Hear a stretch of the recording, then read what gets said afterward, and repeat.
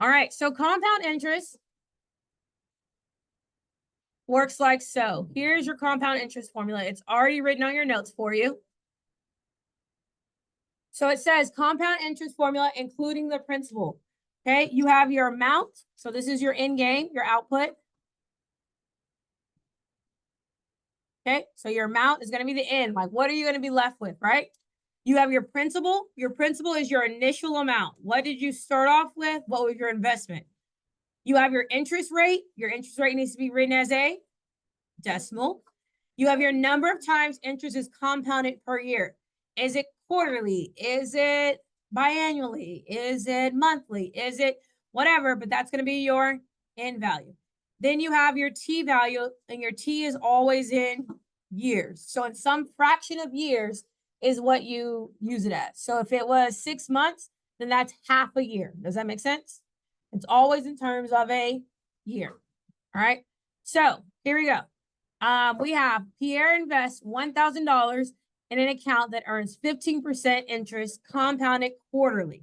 Suppose that he makes no deposits and no withdrawals. Write an exponential function that you could use to determine the account balance after T years, then use it to determine the account balance after 10 years. So our formula that we're using is A equals P times 1 plus the rate divided by N times N to the T power. So in order to use this, we have to identify all of that from the problem. So we read, now we're going to mark our text.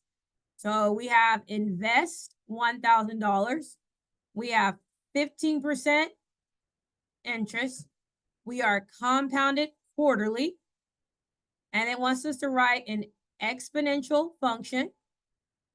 And then we're going to determine the balance after 10 years. That's our how much, right? Question. So the first thing that we circle was invest 1,000. What variable do you think that represents? Our P. So we have P equals 1,000.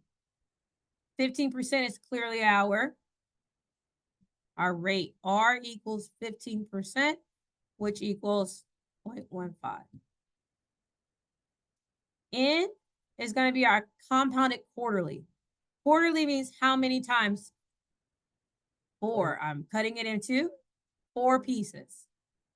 Okay, so I have all my key pieces to plug into my formula. Do I? Yes. So we end up with A equals 1,000 times 1 plus 0.15 divided by N, and N is 4 to the 4 times T. Not yet. It just first it said create your exponential function. Did we create an exponential function? All right. First part done. Easy enough? Because it said compounded quarterly. So how many pieces is that? 4. All right. Now it says, question, how much do you have after 10 years? So when our T equals 10, what do we have?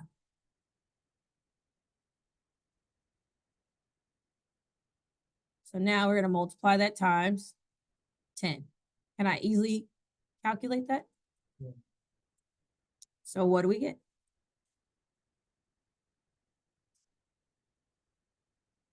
We get 4,000. How much? 360 and 37 cents. How do you feel about compounding interest?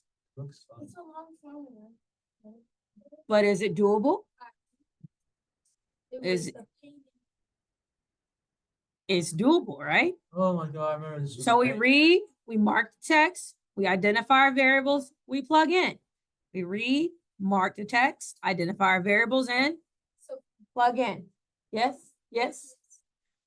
Okay, so You're a great teacher. that's what the rest of the practice is.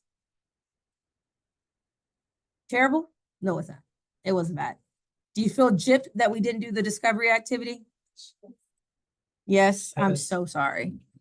I'm so sorry. I apologize. I'm so happy when I went to your third period.